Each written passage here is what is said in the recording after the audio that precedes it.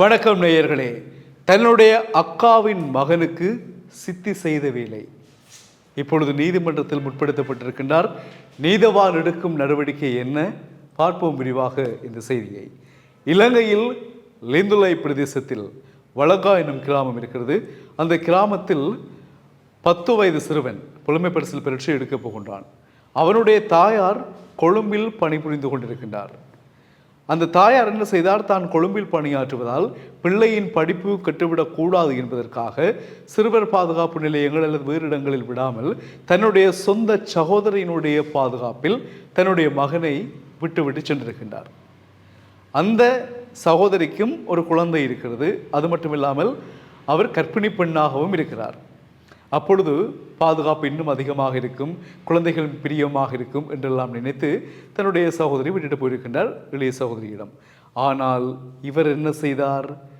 தன்னுடைய குழந்தையை கவனமாக பாதுகாத்தார். வயிற்றில் இருக்கும் குழந்தையையும் பத்திரமாக பாதுகாத்தார்.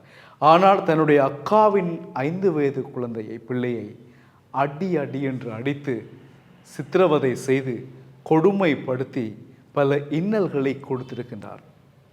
இதனால் அந்த சிறுவன் தினமும் காயங்களுடன் வேதனைப்பட்டிருக்கிறான். ஆனால் அவன் எந்த சந்தர்ப்பத்திலும் பாடசாலைக்கு செல்லாமல் விடவில்லை. லெந்துலை பிரதேச பாடசாலைக்கு அவன் சென்று வருகின்றான் புலமை பரிசில் பரீட்சைக்காக. அப்பொழுது இவனுடைய நடத்தைகள், இவனுடைய தனிமைகள், இவனுடைய கவலைகள், கைகால்களில் உள்ள காயங்களை அவதானித்த சக மாணவர்கள், ஆசிரியர்கள் அவனை கூப்பிட்டு பேசினார்கள். ஏன் கையில் எல்லாம் காயம் இருக்கு, ஏன் என்ன பிரச்சனை, ஏன் சோகமாக இருக்கிறாய், என்ன கவலை என்று கேட்ட பொழுதுதான் அவன் அழுது கொண்டு தன்னுடைய மனப்பாரத்தை இறக்கினான். அப்பொழுதுதான் சொன்னான், என்னுடைய அம்மா என்னை சித்தி வீட்டில் விட்டுவிட்டு கொழும்பில் வேலை செய்கின்றார்.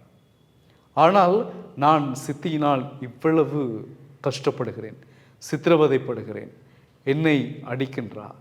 என்னை சாதாரணமாக அடிப்பதை விட பெரியவர்களை தாக்குவது போல தாக்குகின்றார். இதனால் நான் தினமும் வேதனைப்படுகிறேன், இதை சொன்னாலும் பயமாக இருக்கிறது என்று வெம்பி அந்த சிறுவன் சொல்லியிருக்கிறான். உடனடியாக விரைந்து செயற்பட்ட பாடசாலை சமூகத்தினர் போலீஸ் நிலையம், லிந்துலை போலீஸ் நிலையத்தில் சிறுவனை கூட்டிக் கொண்டு போய் முறைப்பாடுகளை பதிவு செய்தார்கள்.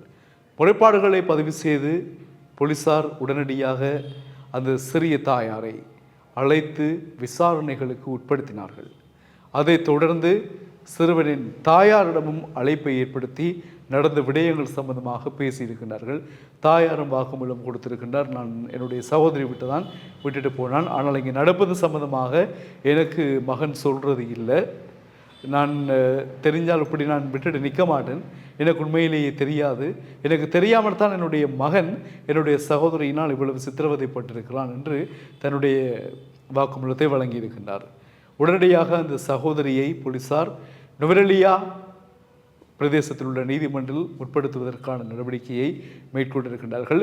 பாதிக்கப்பட்ட சிறுவன் லிந்துலை பிரதேச வைத்தியசாலையில் அனுமதிக்கப்பட்டு மேலதிக சிகிச்சைக்காக நுவரெலியா வைத்தியசாலைக்கும் கொண்டு செல்லப்பட்டுள்ளதாக போலீசார் தரப்பிலும் பாடசாலை சமூகத்திடமிருந்தும் தகவல்கள் கிடைக்கப்பெற்றிருக்கின்றன. எனவே இந்த சம்பவத்தை பார்க்கின்ற பொழுது பணம் பணம் பணம் அது இல்லை என்றால் எல்லோருமே பிணம். ஆனால் பணத்திற்காக எம் உறவுகளை வெறும் பிணங்களாக நாங்கள் பாவனை செய்யக்கூடாது.